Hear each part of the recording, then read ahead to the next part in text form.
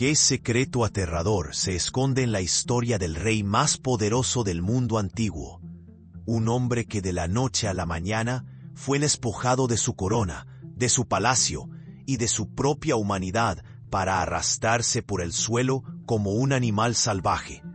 Imaginen al constructor de la mítica Babilonia, el conquistador que hizo temblar a las naciones, con el cabello crecido como plumas de águila y sus uñas transformadas en garras de ave, comiendo hierba bajo el rocío del cielo. Esta no es una leyenda pagana, es uno de los relatos más extraños y perturbadores de las Sagradas Escrituras. Es la historia de Nabucodonosor II, el monarca que se atrevió a creerse un dios y recibió a cambio una lección divina, tan devastadora que su mente se quebró. Pero, ¿fue esto un simple acto de locura? ¿Una extraña enfermedad psiquiátrica? ¿O fue la ejecución de una sentencia celestial, un código divino diseñado para enseñar una verdad eterna a toda la humanidad? En las páginas del libro de Daniel se esconde la clave para entender por qué el Altísimo gobierna el reino de los hombres y cómo puede humillar al más soberbio de los mortales de la forma más inimaginable. Prepárense para descifrar el enigmático viaje del hombre que lo tuvo todo, lo perdió todo de la manera más humillante, y al recuperarlo encontró una verdad que sacudiría los cimientos de su imperio y resonaría por toda la eternidad. La historia que están a punto de escuchar es una advertencia, un misterio y una revelación impactante sobre la delgada línea que separa el poder absoluto de la locura divina. En las antiguas tierras de Mesopotamia, cuna de imperios, nació alrededor del año 634 a.C., un príncipe destinado a grabar su nombre en la historia con fuego y ladrillo. Su nombre era Nabucodonosor, hijo de Nabopolassar, el valiente general que había liberado a Babilonia del yugo asirio y fundado el glorioso imperio neobabilónico. Desde su juventud, el príncipe demostró una aptitud casi sobrenatural para el arte de la guerra. Mientras su padre consolidaba su reino, el joven Nabucodonosor se forjaba en el crisol de la batalla, aprendiendo que el poder no se hereda, se arrebata. Su momento decisivo, la prueba de fuego que lo consagraría como una leyenda militar, llegó en el año 605 a.C., en la estratégica ciudad de Carquemis, a orillas del río Éufrates.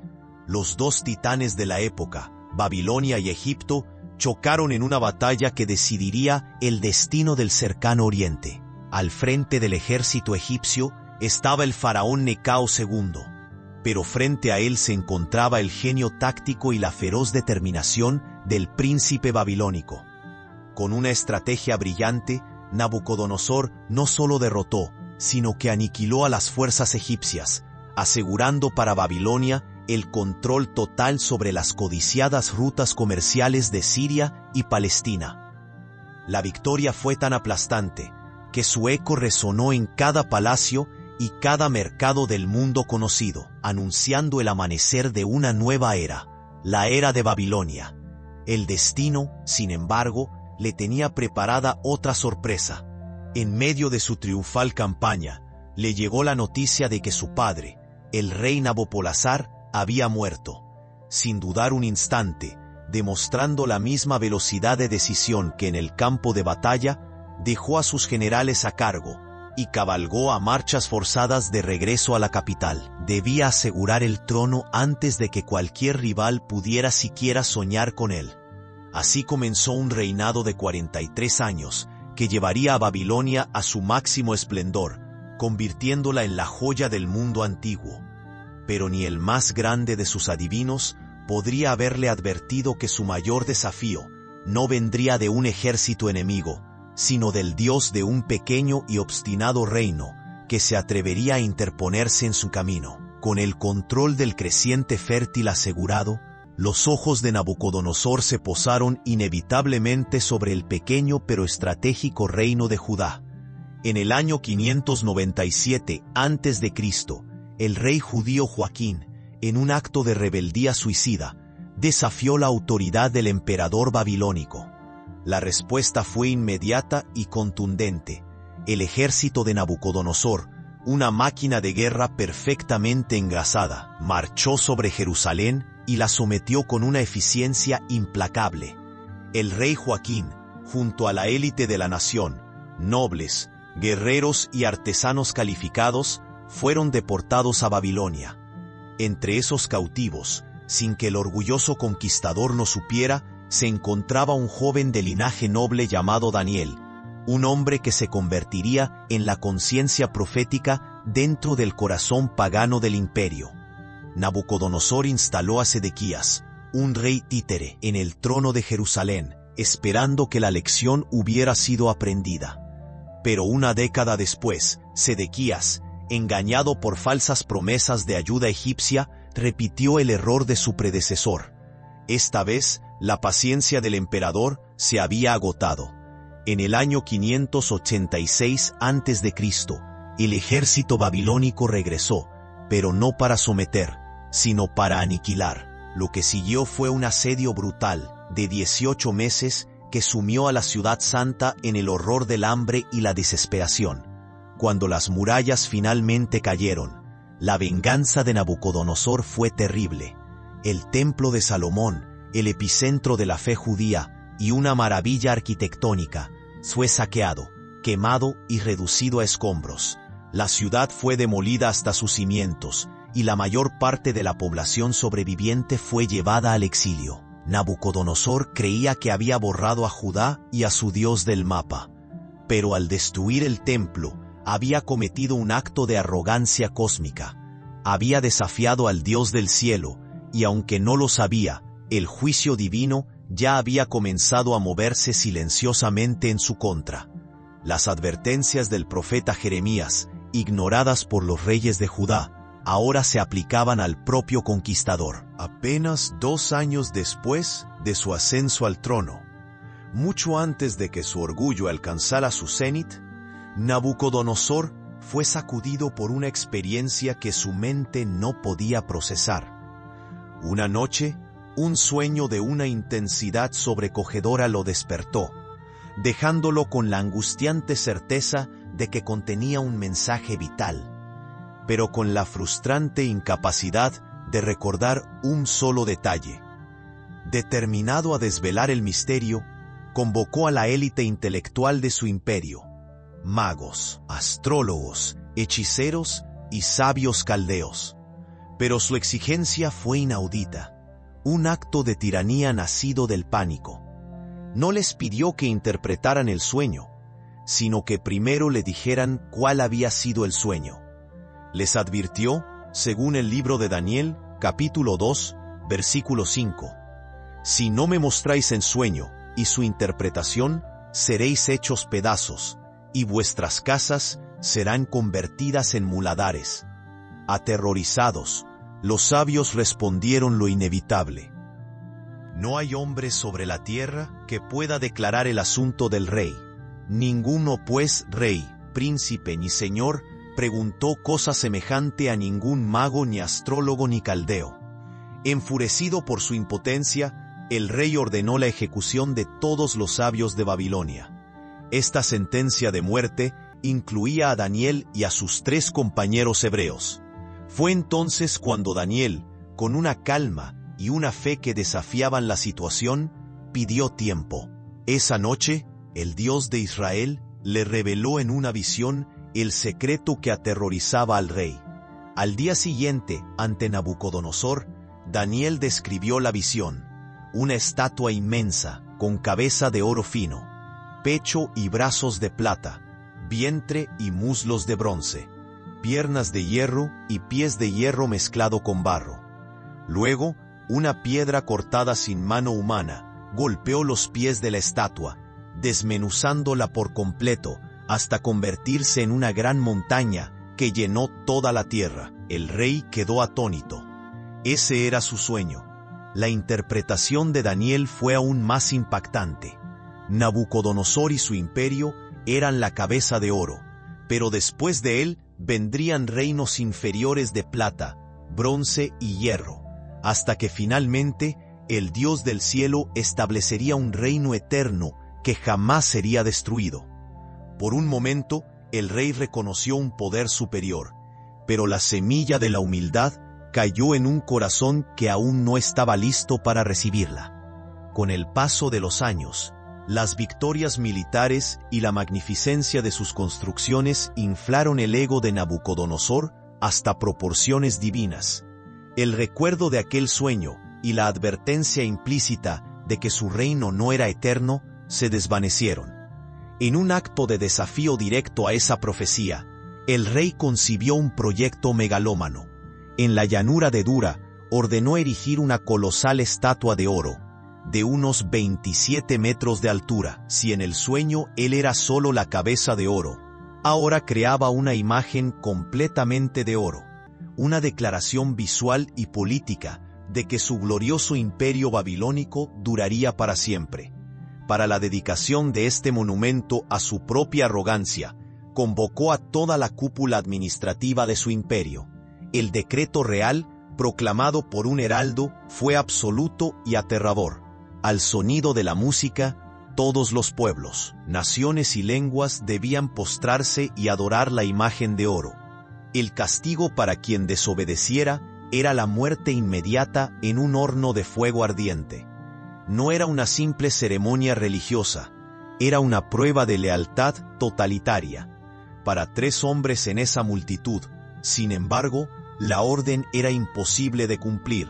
Sadrac, Mesac y Abednego, los compañeros de Daniel.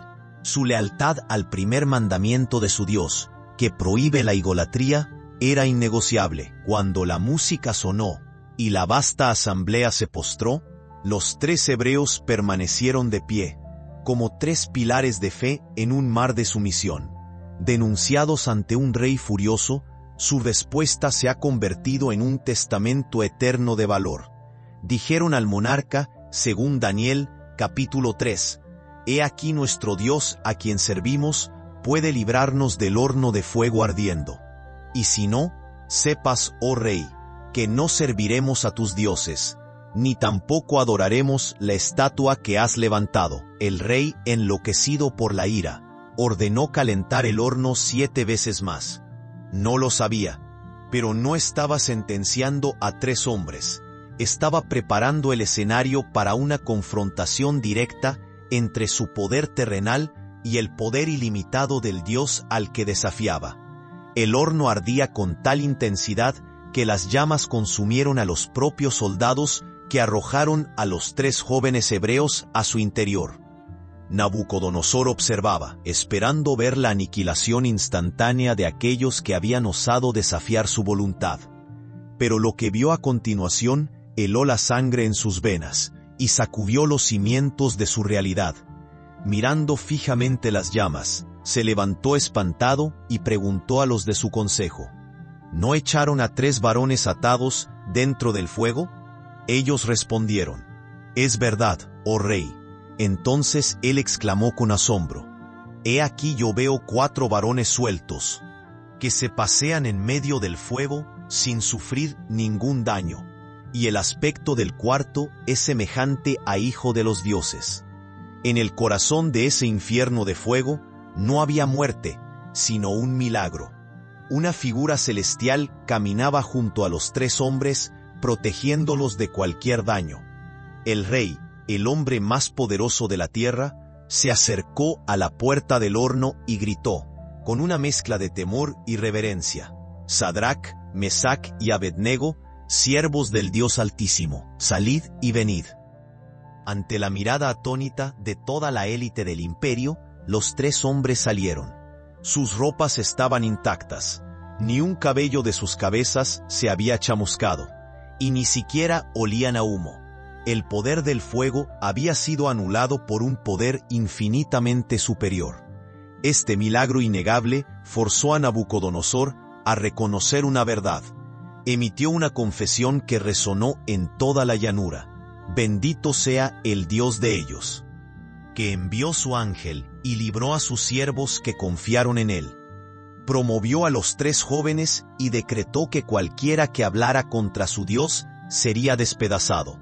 Sin embargo, su transformación aún era superficial. había presenciado el poder del Dios de Israel, pero no había reconocido su soberanía. Lo veía como un Dios poderoso, digno de respeto, pero no como el único y verdadero Dios, el Rey del cielo. Su corazón seguía lleno de orgullo, y para un orgullo tan monumental como el suyo, se necesitaría una lección mucho más personal y profundamente humillante.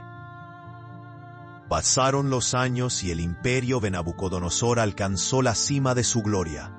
Babilonia se convirtió en la metrópolis más deslumbrante del mundo. La puerta de Istar, recubierta de ladrillos vidriados de azul lapislázuli, con figuras de leones y dragones, daba la bienvenida a los visitantes. La vía procesional, flanqueada por muros decorados, conducía al corazón de una ciudad de maravillas. Los legendarios jardines colgantes, una proeza de la ingeniería construida, según la leyenda, para su esposa Meda Amitis, que extrañaba las montañas de su tierra, eran considerados una de las 7 maravillas del mundo antiguo. Y sobre todo ello se alzaba el gran Sigurat, el Etemenanki, que muchos asocian con la bíblica Torre de Babel. Desde lo alto de su palacio, Nabucodonosor contemplaba su creación, y su corazón se hinchaba de un orgullo desmedido. Fue en este apogeo de poder y autoglorificación que tuvo otro sueño profético, una advertencia final y misericordiosa de parte del cielo. En su visión, según relata en el capítulo 4 de Daniel, vio un árbol inmenso en medio de la tierra. Crecía hasta tocar el cielo, y era visible desde todos los confines del mundo. Su follaje era hermoso y su fruto abundante, dando cobijo y alimento a todas las criaturas. Pero entonces un vigilante y santo descendió del cielo y gritó con fuerza: «Derribad el árbol y cortad sus ramas. Mas la cepa de sus raíces dejaréis en la tierra». Y luego la sentencia escalofriante: «Sea cambiado su corazón de hombre, y le sea dado corazón de bestia, y pasen sobre él 7 tiempos». Ninguno de sus sabios pudo interpretar el sueño. Cuando Daniel fue llamado, quedó turbado y en silencio por casi 1 hora, entristecido por el terrible significado. Finalmente, con compasión, le explicó al rey: «El árbol eres tú, oh rey, y la sentencia del vigilante significa que te echarán de entre los hombres, y con las bestias del campo será tu morada, hasta que reconozcas que el Altísimo tiene el dominio en el reino de los hombres». Daniel le suplicó que se arrepintiera, pero la advertencia, como la primera, fue ignorada. Exactamente 12 meses después de la advertencia de Daniel, la paciencia del cielo llegó a su fin. Nabucodonosor paseaba por la terraza de su palacio real en Babilonia. Debajo de él se extendía la ciudad que era el testimonio de su genio y su poder. Contemplaba los imponentes sigurats que arañaban el cielo, los canales que llevaban vida al desierto, las murallas inexpugnables que hacían de su capital una fortaleza. En ese momento, la copa de su orgullo rebosó. El pensamiento que había estado gestando en su corazón, finalmente salió de su boca, en palabras que sellarían su destino. Habló el rey, y dijo, como está escrito en Daniel, capítulo 4, versículo 30. ¿No es esta la gran Babilonia que yo edifiqué para casa real, con la fuerza de mi poder y para gloria de mi majestad? Apenas había terminado de pronunciar esta blasfemia de autoatribución, una voz retumbó desde el cielo, una sentencia inapelable. A ti se te dice, rey Nabucodonosor, el reino ha sido quitado de ti, y de entre los hombres te arrojarán, y con las bestias del campo será tu habitación, hasta que reconozcas que el Altísimo tiene el dominio. En ese mismo instante, la sentencia se ejecutó. Algo se quebró en la mente del rey. Su razón, su conciencia, su identidad humana, le fueron arrebatadas. Los relatos describen una transformación aterradora. El hombre más poderoso del mundo fue expulsado de su palacio, no por una conspiración, sino por una fuerza interior incontrolable que lo redujo a un estado animal. Su comportamiento se volvió bestial. Los cortesanos que momentos antes se inclinaban ante él, ahora debieron contemplar con horror cómo su soberano degeneraba, impulsado por instintos primarios. La locura divina, la zoantropía clínica como algunos intentarían explicarla hoy, había caído sobre él. El rey que se creía un dios ahora estaba a punto de descubrir lo que significaba ser menos que un hombre. Durante 7 tiempos, muy probablemente 7 años, el hombre que había gobernado el mundo conocido vivió como una bestia salvaje. El contraste no podría ser más absoluto y humillante. El rey que se había deleitado con los banquetes más exquisitos en salones de mármol, ahora comía hierba en el campo como los bueyes. El monarca que se había vestido con las más finas púrpuras y linos de Egipto, ahora andaba sin ropas, su cuerpo expuesto a los elementos, mojado por el rocío de la noche y quemado por el sol del día. Su cuidado cabello y su barba real crecieron sin control, volviéndose ásperos y enmarañados como las plumas de un águila. Sus uñas, antes cuidadas por sirvientes, se alargaron y curvaron, endureciéndose hasta convertirse en garras de ave. Fue despojado de todo: su poder, su dignidad, su refugio, su comida, su apariencia y, lo más importante, su razón. Vivió una existencia puramente instintiva, indistinguible de los animales con los que compartía el campo. Mientras tanto, el imperio babilónico, una vasta y compleja maquinaria política, debía seguir funcionando. Se cree que un consejo de regentes leales, posiblemente incluyendo a su hijo Evil-Merodach y al sabio Daniel, gobernó en su nombre, manteniendo en secreto la vergonzosa e inexplicable condición del rey. Para el pueblo, su gran monarca simplemente había desaparecido de la vista pública. Esta humillación total era la medicina necesaria para curar la enfermedad mortal de su orgullo. Dios lo despojó de toda la gloria que él se había atribuido a sí mismo, reduciéndolo al estado más bajo imaginable. Tuvo que perderlo todo para entender que nunca había sido verdaderamente dueño de nada. En el silencio de su mente animal, lejos del ruido de la adulación y el poder, su corazón estaba siendo arado y preparado para la lección final que estaba a punto de aprender. La cepa de sus raíces, como había dicho el sueño, se conservaba, esperando el momento señalado para volver a brotar. Al cumplirse el tiempo decretado por la sentencia divina, los 7 años de humillación llegaron a su fin. En un momento de claridad, ocurrió el acto que lo cambió todo. El propio Nabucodonosor lo describe con una simplicidad conmovedora en su testimonio registrado en el libro de Daniel, capítulo 4, versículo 34. Mas al fin del tiempo yo, Nabucodonosor, alcé mis ojos al cielo, y mi razón me fue devuelta. Después de 7 años de tener la mirada fija en la tierra, como las bestias, su primer acto consciente fue mirar hacia arriba. En ese gesto de reconocimiento de una autoridad superior, la sanidad llegó. Su mente fue restaurada tan instantáneamente como le había sido arrebatada. Pero no regresó como el mismo hombre. La razón volvió, pero el orgullo había sido erradicado. Su primera acción no fue reclamar su trono, sino bendecir y alabar a Dios. Sus palabras revelan una conversión profunda y genuina. Bendije al Altísimo, y alabé y glorifiqué al que vive para siempre, cuyo dominio es sempiterno, y su reino por todas las edades. Todos los habitantes de la tierra son considerados como nada, y él hace según su voluntad en el ejército del cielo, y en los habitantes de la tierra, y no hay quien detenga su mano y le diga, ¿qué haces? Este es el clímax de su viaje espiritual. El rey que se había atribuido toda la gloria, ahora declaraba que todos los hombres no son nada, y que solo Dios es soberano. Asombrosamente, en el momento de su restauración espiritual, también comenzó su restauración física y política.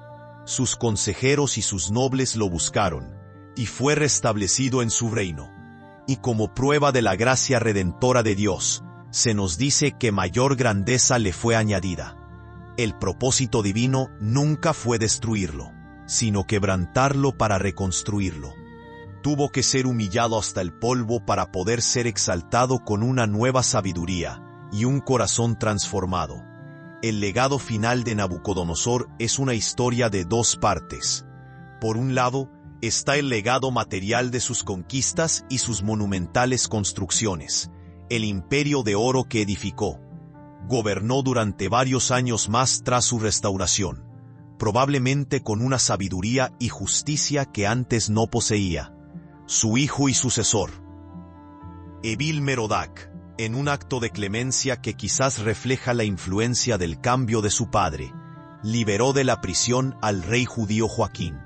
Sin embargo, tal como la profecía del sueño de la estatua había predicho, la gloria de Babilonia fue efímera. Apenas 23 años después de la muerte de Nabucodonosor, en el año 539 a.C., el imperio babilónico, la cabeza de oro, cayó ante los ejércitos medopersas liderados por Ciro el Grande. El reino de plata. Las magníficas murallas de Babilonia no pudieron detener el cumplimiento de la palabra divina. Pero el legado más duradero de Nabucodonosor no está en las ruinas de sus palacios, sino en su extraordinaria historia. Su testimonio personal, preservado en el capítulo 4 del libro de Daniel, es una pieza única en las Escrituras. Un poderoso rey pagano escribiendo una confesión de fe, un himno a la soberanía del Dios de Israel.